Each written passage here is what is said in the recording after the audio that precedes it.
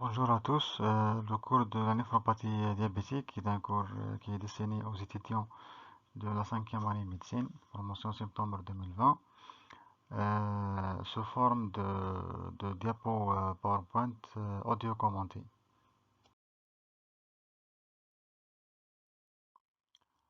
Le plan de cours est le suivant. Donc après une petite introduction, on va voir quelques définitions importantes avant d'entamer le cours. Et puis les facteurs de risque ou les facteurs prédisposants à la néphropathie diabétique, les principaux mécanismes physiopathologiques et enfin les principes de la prise en charge thérapeutique.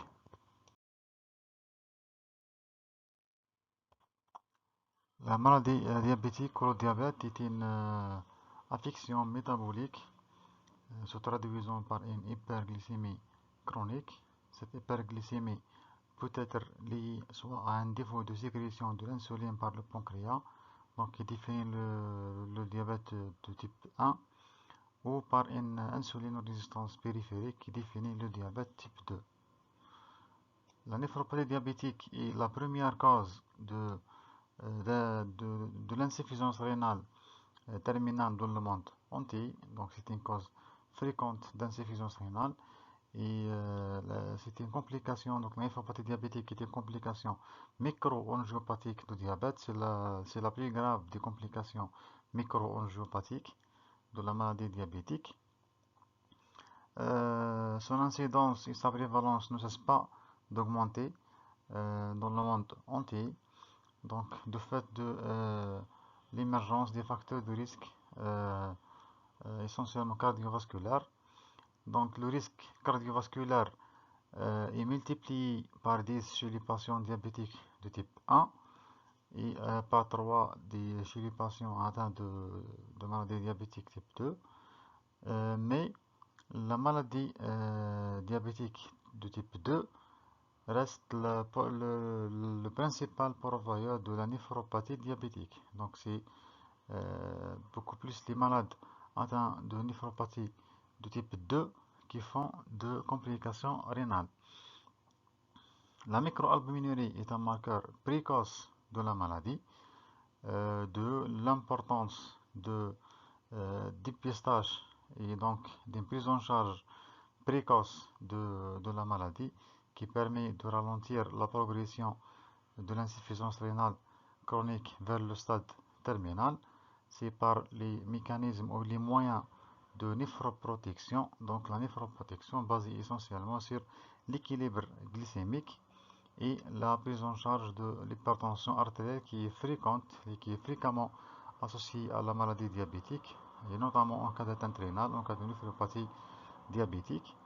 Il faut toujours chercher et traiter les facteurs de risque cardiovasculaire. Quelques définitions importantes. Donc on commence par la néphropathie diabétique qui est définie ou qui est une complication microangiopathique de diabète qui est définie par une albuminurie croissante témoignant de l'atteinte glomérulaire. Donc elle est fréquemment associée à une hypertension artérielle et c'est une maladie qui est progressive et qui aboutit à terme à une diminution de débit de filtration glomérulaire, donc de l'insuffisance rénale. La microalbuminurie, c'est une albuminurie qui est définie par un taux d'albumine urinaire entre 30 et 300 mg par 24 heures.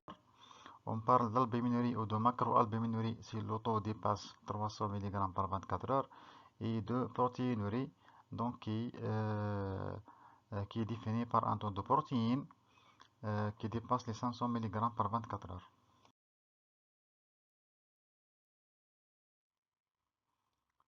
Le principal facteur prédisposant à la néphropathie chez les malades diabétiques est le mauvais contrôle glycémique, donc de l'importance d'un bon équilibre glycémique afin de prévenir ou de ralentir l'installation et la progression de la néphropathie chez les patients diabétiques. Les autres facteurs sont surtout les antécédents familiaux de néphropathie diabétique, la susceptibilité génétique, l'âge supérieur à 50 ans, le sexe masculin, bien sûr l'hypertension artérielle, l'obésité, l'état d'insulinodésistance, le tabagisme et bien sûr l'existence ou la préexistence de néphropathie, quelle que soit sa nature, donc néphropathie glomérulaire, néphropathie tubulo-interstitielle ou autre.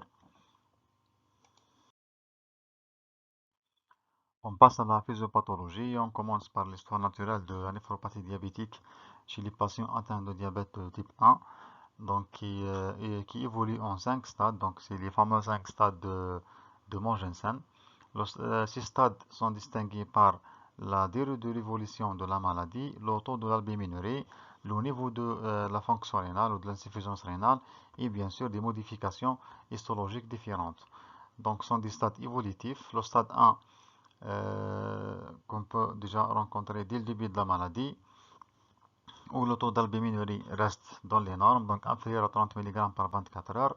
On peut noter une augmentation de débit de filtration glomérulaire, donc c'est l'hyperfiltration glomérulaire qui est réversible et qui se traduit sur le plan biologique par une baisse de taux plasmatique de la créatinine.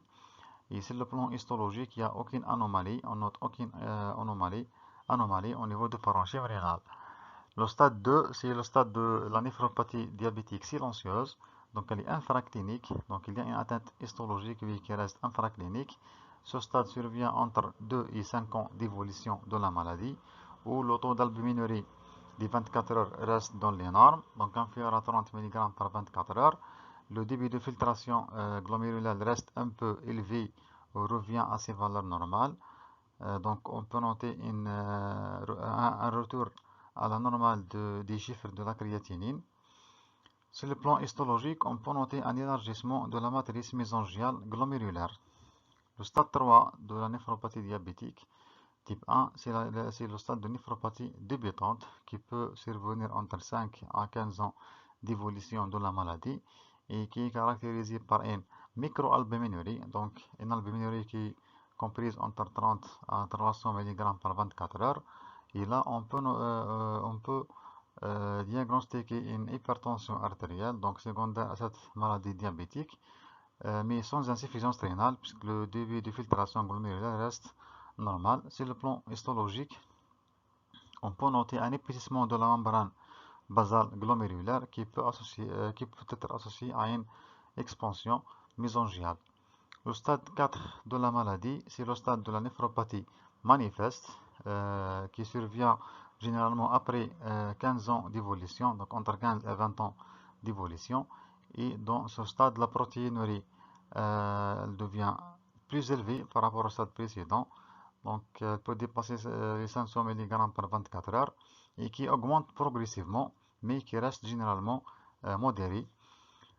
Dans ce stade, on peut aussi noter une aggravation de l'hypertension artérielle avec une détérioration de la fonction rénale, donc une baisse progressive de débit de filtration glomérulaire avec perte d'environ 5 ml par minute par année de la fonction rénale. Donc, sur le plan histologique, les lésions caractéristiques de cette maladie, de ce stade, c'est les lésions de glomérulosclérose nodulaire. Le stade 5, le dernier stade évolutif de la néphropathie diabétique type 1, survient généralement après 20 ans d'évolution de la maladie et est caractérisé par une protéinurie massive qui est le plus souvent responsable d'un syndrome néphrotique, parfois profond, HTA sévère et une insuffisance rénale avancée qui peut arriver au stade terminal, donc c'est le stade qui nécessite l'opération extrarénale.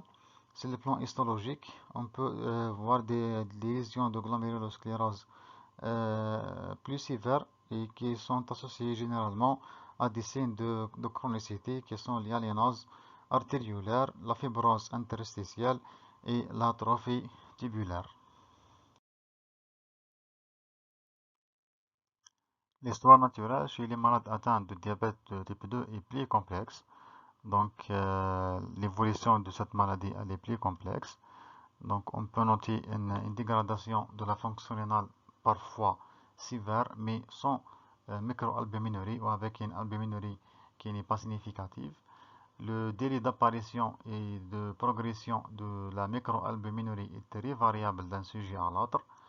Donc on peut noter même l'absence d'une rétinopathie chez 30% de patients diabétiques type 2 présentant une néphropathie diabétique, parce que généralement il y a une relation entre la rétinopathie diabétique et la néphropathie diabétique chez les patients atteints de diabète type 1, mais cette rétinopathie elle est absente chez 30% des patients diabétiques atteints de néphropathie diabétique.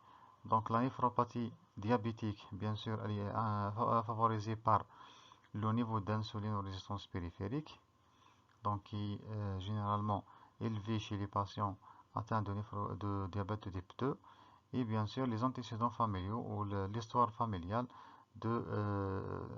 des facteurs de risque cardiovasculaire. Les lésions histologiques aussi sont très hétérogènes.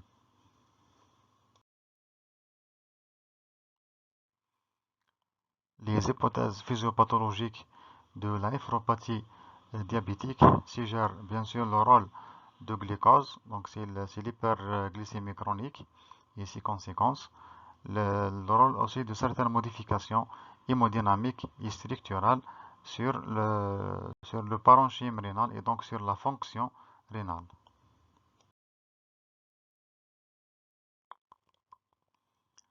L'hypertrophie et l'hyperfiltration rénale persistante qui sont associées à l'état d'hyperglycémie chronique sont les principaux facteurs, les facteurs les plus importants de la genèse de la néphropathie diabétique.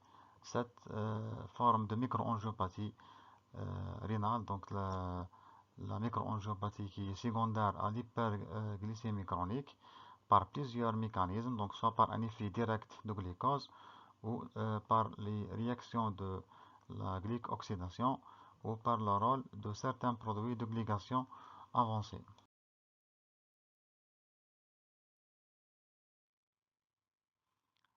Le glucose peut avoir un effet direct dans la genèse de la néphropathie diabétique en activant une protéine qui est la protéine kinase C. Cette activation est à l'origine d'une hypertrophie cellulaire avec synthèse de matrices extracellulaires, donc responsable de l'expansion de la matrice mésangiale au niveau de glomérules. Elle est aussi responsable d'une production de la TGF-bêta ou la transformine growth factor bêta qui joue un rôle important dans la genèse de la néphropathie diabétique au niveau rénal. La production aussi, cette protéine kinase, elle stimule aussi la production de fibres de collagène et donc elle participe à la synthèse de la membrane basale glomérulaire au niveau rénal.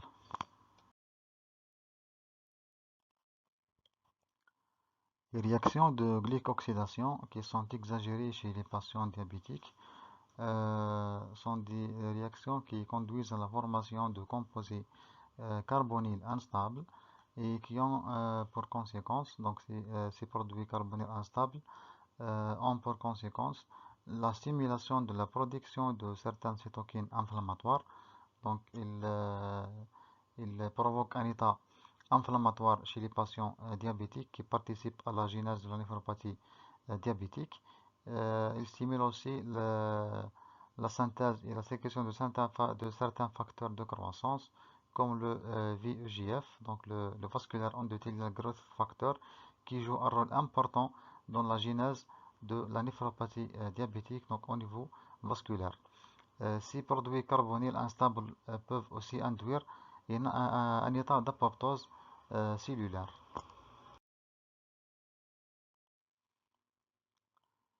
La production en excès des produits de glycation avancés, qui sont des produits terminaux de la réaction de glycation des protéines, donc essentiellement des protéines, mais aussi de lipoprotéines. Ces produits qui sont produits en excès chez les patients diabétiques entraînent des réactions pro-inflammatoires et pro-favorisants, donc qui jouent un rôle important dans les réactions de sclérose cellulaire au niveau rénal.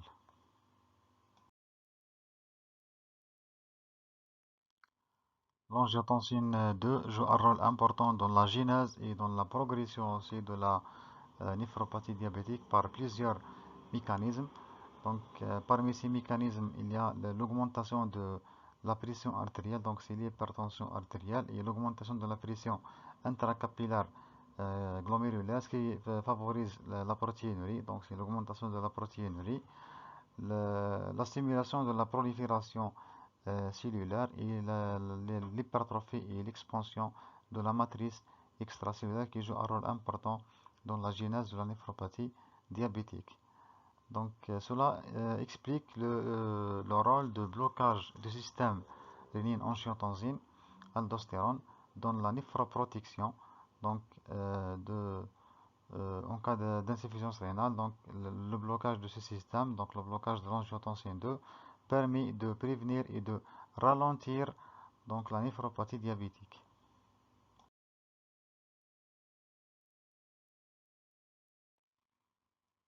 Les principales modifications structurales au cours de la maladie diabétique et qui participent à la genèse et à la progression de la néphropathie diabétique sont la conséquence des modifications hémodynamiques déjà décrites et aussi les réactions de glycotoxicité.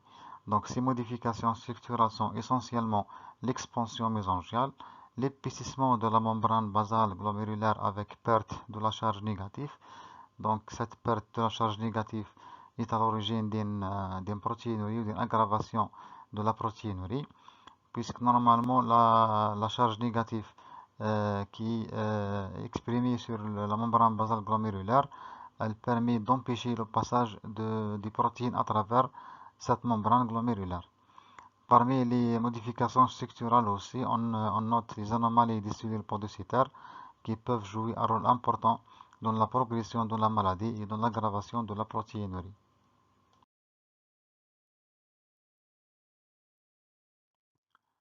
On arrive au traitement de la néphropathie diabétique. Donc, sans rentrer dans les détails, parce que c'est un chapitre qui est très lent, donc on va parler de quelques principes thérapeutiques qui permettent de prévenir ou de ralentir la progression de la néphropathie diabétique. Et donc, ça commence par une bonne éducation thérapeutique de patients diabétiques. Donc, déjà avant l'installation de la néphropathie diabétique ou des complications micro ou même macro-angiopathiques. Donc, l'éducation de patients, c'est un chapitre très important dans la prise en charge thérapeutique de ces patients.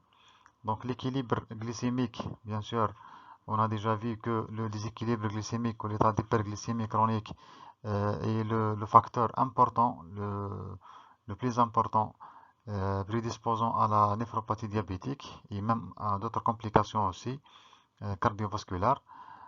Donc pour arriver à un bon équilibre glycémique, on doit appliquer les bonnes règles hygiéno-diététiques et bien sûr, on peut utiliser des médicaments qui sont les antidiabétiques oraux et l'insuline. Il ne faut pas oublier de chercher et de traiter toujours des facteurs de risque cardiovasculaire qui peuvent être associés à la maladie diabétique et qui sont essentiellement l'hypertension artérielle, la dyslipidémie, l'obésité et le tabagisme.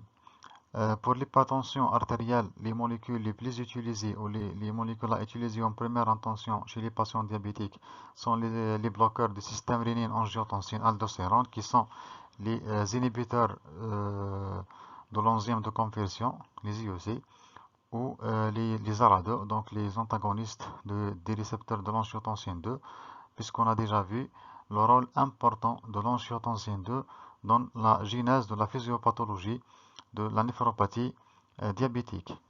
Bien sûr, les patients qui arrivent au stade terminal de l'insuffisance rénale chronique donc nécessitent un traitement de suppléance, donc soit par hémodialyse ou dialyse péritonéale et par greffe rénale qui reste bien sûr possible chez les patients atteints de néphropathie diabétique ou de diabète de type 1 en association avec la greffe de pancréas.